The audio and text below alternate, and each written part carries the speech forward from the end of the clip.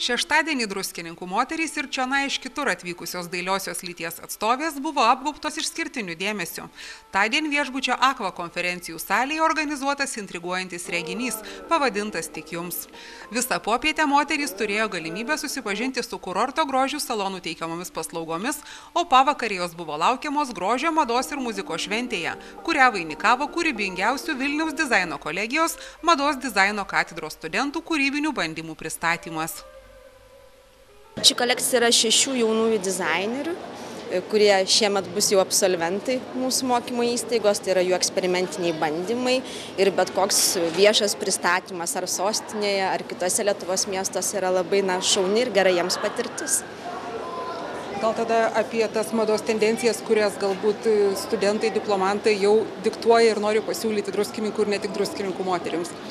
Kadangi šiuo atveju kolekcijos yra itin labai eksperimentinės, tai galbūt jomis daugiau norima atkreipti dėmesį į socialinę problematiką, į ekologinę problematiką, kad žmonės susimąstytų apie tai, juk mes perkame daug daiktų, kurie mums greitai pasidaro nebereikalingi, išmetame daug gražių pakuočių, kurias galime prikelti naujam, antram gyvenimui, tai yra viena iš temų.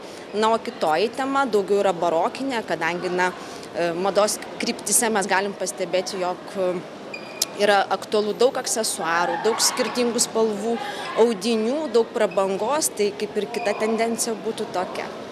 Jaunieji kūrėjai, dar tik kopiantys į savo mados olimpą, pristatė unikalią drabužių kolekciją. Žiūrovai turėjo galimybę pasigrožėti 6 kūrėjų kolekcijomis. Anatolija Afanasiev pristatė 6 modelius iš kolekcijos Ekologinė propaganda – senas naujas. Atėnė Malinauskaitė 4 modelius iš kolekcijos Kokonas. Arminta Umbrasaitė 3 modelius iš kolekcijos Mėnulio pašaukta. Neužteršti naftos žala pasauliui įkvėpimas madai. Tai pavadintos kolekcijos 3 modelius pristatė Liucija Laucienė. O baroko atspindys šiuolaikinėje visuomenėje atsispindėjo Rasos Baltrušaitytės kolekcijoje. Visas šias kolekcijas pristatyti tądien teko vienai dienai manekenais ir manekenėmis tapusiems jauniesiems druskininkiečiams. Labai patiko, nes visada norėjau pajusti modelio darbą.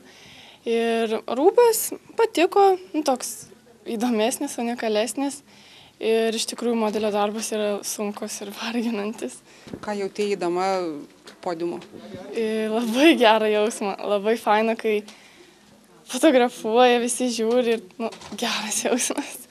Iš tikrųjų duona yra saldi, kol rūšiesi, bet iš tikrųjų darbas yra varginantis, reikia pastangų, reikia podiumų, bet kaip nenueisi, tiesiog reikia dėti didelės pastangas ir turėti didelį norą.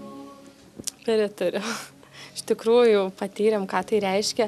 Iš tikrųjų šono atrodo taip paprasta, viskas gražu, bet tas darbas, kurį patiria tiek visažistas, tiek šukuosenų meistras, tiek dizaineris yra iš tikrųjų didelė ir sunkus darbas. Ar po to, kai jau išmėginote, kas tai yra, norėtumėte dar kartą praeiti podiumų?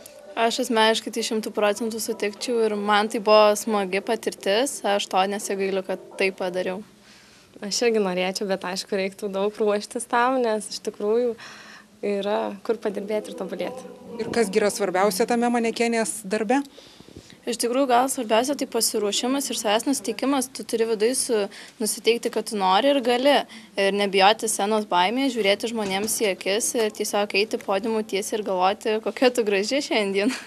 Žengti tvirtą žingsnį. Ir tai svarbiausia, manau, yra. O Lego Eurolight kolekcija, pavadinta Tvido ir elegancijos paralelė vyriškų švarkų kūrime, pristatė druskininkiečiai Povilas Kazlauskas ir Dovydas Kiela sakė, kad jiems buvo smagu bent kartą pabūti modeliais. Iš tiesų, pirmą kartą tai buvo mano, bet sunkoka, nes visą dieną teko prabūti čia, ten prasitreniruoti, vaikščioti podiumu, bandyti neprasijuokti ir taip toliau. Taigi, sunki dalia manekeno modelio, mano manimu. Aš manau, kad tai yra ir sunku ir lengva vienu metu. Tai yra linksma, esi su kompanija gera. Mes tenais pasilinksminom, pajuokavom, bet buvo ir sunkių akimirkų visą dieną ant kojų, tai teko pavargti. Bet šiaip smagu. O tas ėjimas būtent tuo podiumu, tai kokias emocijas jisai sukelia?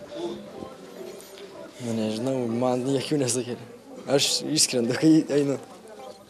Tiesiog, bandai kuo geriau praeiti, nesusijuokti, kaip sakoma, bet ką žinau, tokių kažkokių tai emocijų didelių nesukėlė. Ar tai yra svarbu, kokį drabužį dėvi, tarkim, ar išeitum būtent su tokiu kostiumu, tarkim, į gatvę, į Druskininkus? Na, nežinau, gal į kokį, pavyzdžiui, teminį vakarėlį gal ir nueičiau, bet į miestą tai gal ne. Nu, su tokiu tai netgi kokias išleistuvės išeičiau. Ar norėtum būti manekenu dabar, po to, kai jau išmėginai ir žinai, kas tai yra? Nelabai. Aš ir taip pat nenorėčiau.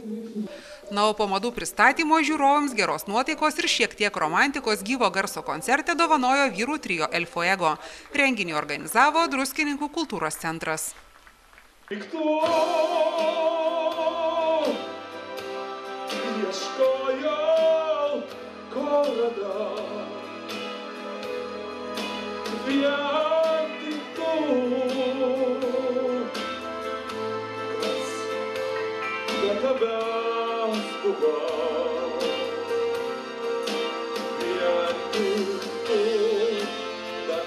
Šviesa